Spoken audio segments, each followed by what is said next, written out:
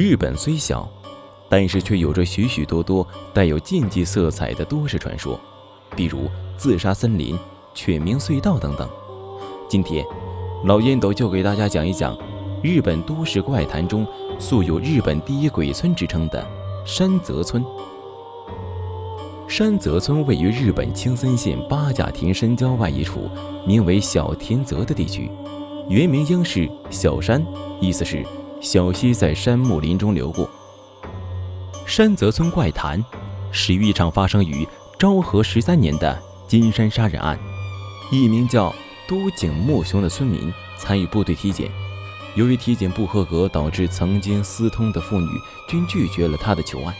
愤恨之下，有计划地使用利枪及日本刀，在不到2个小时内屠杀了村内30人，最后逃入深山里饮弹自尽了。但更加让人难以置信的是，在屠杀事件发生后，自治团体为了自身利益不受损，竟然选择秘密掩盖真相。他们不仅将该村庄的名字从地图上抹去，甚至在青森县的正式记录中也删掉与山泽村相关的资料，企图连同整个山泽村都一同抹去。故而有关山泽村的传说一直都是以口头的方式流传于当地老人之间，直到50年后，即1988年，3名旅人的误入才使得山泽村怪谈如病毒一般开始重新蔓延开来。1988年，有3名年轻男女开车在青森县的山中迷路了，一直在山中打转无法出去。突然在几个转弯之后，遇见了一座陈旧斑驳的鸟居。鸟居似乎已经腐朽了很久了，阴森可怖。其下呢有2块大石，其中一块看起来有点类似骷髅状，边上写着从这里进入到里面的人无法保证性命安全的字样。开车的年轻男子这时突然想起，供奉着骷髅状岩石的鸟居就是山泽村入口的传说。女孩表示太过恐怖，还是再找其他的出口，但是年轻男子表示一定要一探究竟。于是2名年轻男子便带着害怕的女孩进入山泽村探索。鸟居两旁是茂密的树丛，里面一丝鸟叫或者虫鸣的声音都没有，整个村庄显得寂静无声。随后3人沿着鸟居走了100公尺左右，在前方出现了一片空地与4间破旧房屋，废屋周围茅草散落，还有一些农具遗落在周围。3人走进其中一间后，随着女孩子一声惊呼，他们在墙上发现了大量褐色已干枯的血迹，不仅仅是墙上，甚至连房顶上的茅草也都有陈旧的血迹。他们感觉似乎有人躲在角落里面在监视着众人，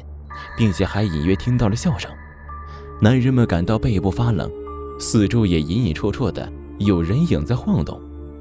女孩顿时就被吓哭了，惊恐地看着四周，哆嗦道：这里绝对不太对劲，好像有人看着我们在笑，我们还是赶紧离开这里吧。女孩话音还未落下，那诡异的笑声就变得越来越清晰了，而且他们隐约还感到有很多人围了过来。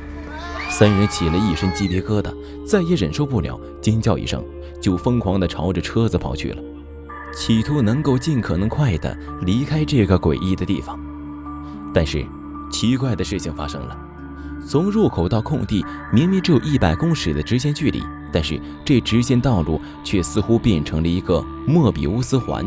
如同鬼挡墙般怎么都走不出去，仿佛进入另外一片空间。由于他们3人惊慌失措地四处奔逃，很快的跑得比较慢的女生便与2名男生走散了。此时她已是体力透支，再也跑不动了。绝望的她瘫坐在一棵树下抱头大哭。就在这时，在她的四周站满了无数的黑色人影，他们4只头部清晰可见，但都没有五官。女生抬头看见他们时，全身瞬间无法动弹，只能眼睁睁地看着黑影们纷纷从嘴巴冲进了自己的身体，接着她便失去了意识了。第2天早上，女生被当地居民发现，她眼神空洞，脸色惨白，身上布满神秘的手印，并且头发在一夜之间变白。女生被送到医院，向医生讲述了这件事后也消失了。此后，有关山泽村的恐怖传说迅速在网络流传开来，不少网友在听说了这个诡异的故事后，纷纷涌入青森县，想要寻找这个传说中诡异的村庄一探究竟。只可惜事与愿违，没人能够发现山泽村的入口。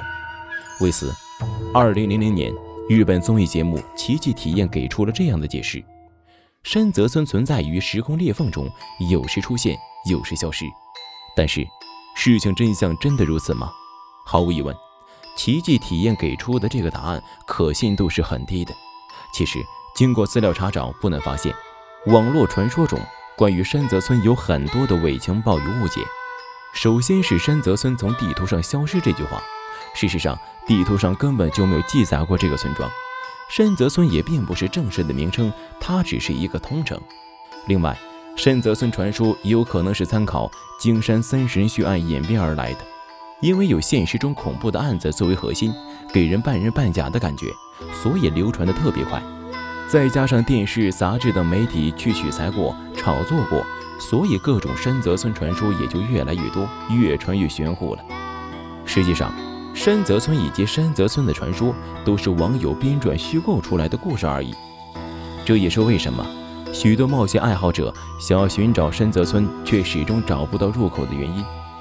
对此，你是怎么看的呢？好了，本期视频到此就结束了。快关注老烟斗账号，一起看更多有趣而诡异的传说故事。每周四准时更新，走进未知的神秘。